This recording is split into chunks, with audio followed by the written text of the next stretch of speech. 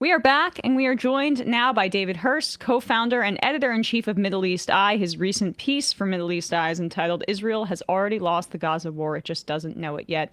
David, thanks so much for coming on the show today. Thank you for having me. So, I almost want to start with where your piece ends with this sentence: Israel may win each battle as the Americans did in Vietnam, but it will lose the war. Can we work back from there? What brings you to that hypothesis based on what we've seen of, a year and a half of genocide at this point? Well, it's not an original thought. It's been said by quite a few people who have actually fought quite hard on Israel's behalf, not least its former Mossad chief. It is the feeling that they win every battle because technologically they're just so far superior to the Palestinians and what the Palestinians can reply.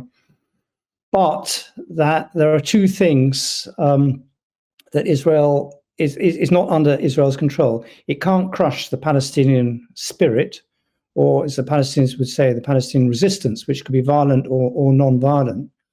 And the more it tries to basically kill, the more it's actually hitting a civilian population and just generating another generation of fighters in 10, 20 years' time, which is exactly who is fighting this war right now. If you think of the generation that's fighting this war, this is a post-Oslo generation that has seen no progress since Oslo in their own national aspirations, and some have sold their taxes for guns, and I've interviewed them. The other thing that has changed in this war is international opinion, and that's where the parallel with Vietnam comes in. In fact, if you go back, LBJ was told by the CIA in 1967 that there was a stalemate with the Viet Cong, but it took 7 more years to actually pull out. And another president under Nixon to pull out of Vietnam. Here, what we have is a quite rapidly deteriorating situation of Israel's image internationally, and I think there is a marked change of tone now. 18 months on. For me, everything that Israel has been criticized of today could have been said in October or November 2023. But the fact that it's being said now is I think, interesting. What do you make of that then? Is it what do you make of the change in kind of liberal posture towards this? And we can expand outside of the United States here. The European Union, I know, said, I guess, 2 days ago that they're reviewing their political agreements with Israel. You see the Prime Minister in the UK with a little bit more of a chiding tone towards the Israelis. Where do you see that shift having happened? Yeah, and there's also a joint statement of condemnation by Britain, France, and Canada. And that could lead to an early recognition of the state of Palestine by all 3 countries in the not too distant future. Now, I don't know. I just don't know what has led to this, because for someone like me that's been covering this and covering every death, not me personally, my website, every doctor killed, every hospital destroyed, every child starved to death, you can say, why now? What's actually changed? Is it statements about mass starvation coming from the UN? Is it because Israel has only today allowed 90 trucks in after, I think, 11 weeks of total blockade? Was it the clumsy attempt to cover up the killings of those Red Crescent first responders in Rafah? Is it the fear that when the International Court of Justice actually comes to a ruling on genocide, every leader that allowed Israel's campaign to continue under a spurious banner of a right to defend itself could be regarded in law as an enabler of genocide? Or is it lip gloss, another form of cover? Now, the cynic in me says it's the latter, because hours after the British Foreign Secretary David Lammy announced sanctions on Israel, an RAF plane took off from a British base of Akrotiri in Cyprus to conduct a surveillance mission over Gaza. And Lammy is not suspending arms supplies or parts of drones or parts for the F-35s. So, and only weeks before, Lamy met his counterpart, Gideon Saar, Israeli foreign minister, in what was called a private visit. And yet Saar is a key member of the cabinet that collectively stopped all food going into Gaza. So you could say this is just to cover a very shaky position. But that said, I think the cumulative effect on Israel will be real diplomatically.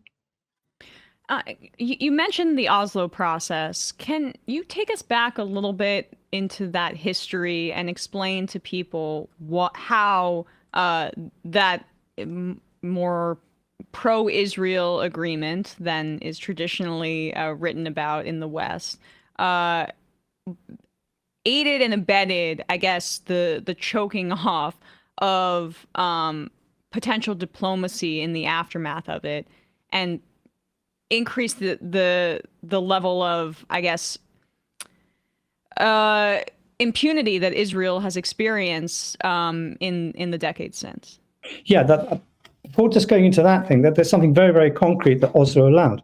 Oslo allowed the biggest wave of settlement of the West Bank in the history of the conflict. And so you had peace, and you had this massive and sudden wave of settlers turning up in the West Bank. I forget the numbers, but if you go back over the figures, it's very clear that I think Oslo produced for Israel something like 325,000 settlers that hadn't been there before.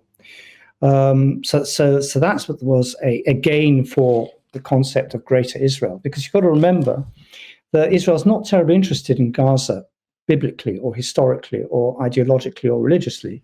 It is far more interested in the West Bank, which it continues to call Judea and Samaria. What Oslo did was provide a process that never came to anything for the Palestinians, but provided concrete gains for the Israelis. Settlers, I've already mentioned, but it also provided this paradigm, or this myth, that if only the Palestinians got themselves together, they had the right leadership, if only there was the right alignment of stars with the Israeli public, you would have a Palestinian state, which of course never ever happened. And that all of that has come, the basis of what I would call the Friends of Israel or liberal Zionism, the idea, the belief in a homeland for the Jews that could enable, that was an Israel for all its citizens, that could also enable a Palestinian state to be born in a two-state solution. That has very much crumbled in Benjamin Netanyahu's hands. And he has really set himself a life's mission of preventing, stifling a Palestinian state at birth. That is what he will go down in history for, and that is what he's proudest of. He says it openly now. And in fact, on the question of a Palestinian state, this is the one issue in a very, very divided Israel, which has Israelis say, a civil war boiling between liberals and hardliners on the judicial front. That's one point of agreement. That there are votes in the Knesset which are near 100% votes on the question of whether a Palestinian state should ever be allowed to be born. There's complete consensus on the Palestinian question between the so-called opponents of Netanyahu and Netanyahu himself. And that answer is no. That answer is no, basically. Basically the answer is no. And I think the international community have yet to catch up with the reality that a two-state solution was something that could have happened with the Arab Peace Initiative in 2002, the Saudi Arabian plan, but that train has left the station. Yes. I mean, there was, I think, some polling out of the University of Tel Aviv that shows that an overwhelming majority of Israelis support Donald Trump's ethnic cleansing plan for Gaza. So the scope of what is liberal and what is conservative thought within Israel is quite different than I think a lot of Westerners would like to imagine, or what we've been told about what political consensus is in Israel. Hey, folks, don't forget to hit the subscribe button and check out our daily show. We do it every day at 12 p.m. Eastern for about 2.5 hours. We even take phone calls. You should check that out.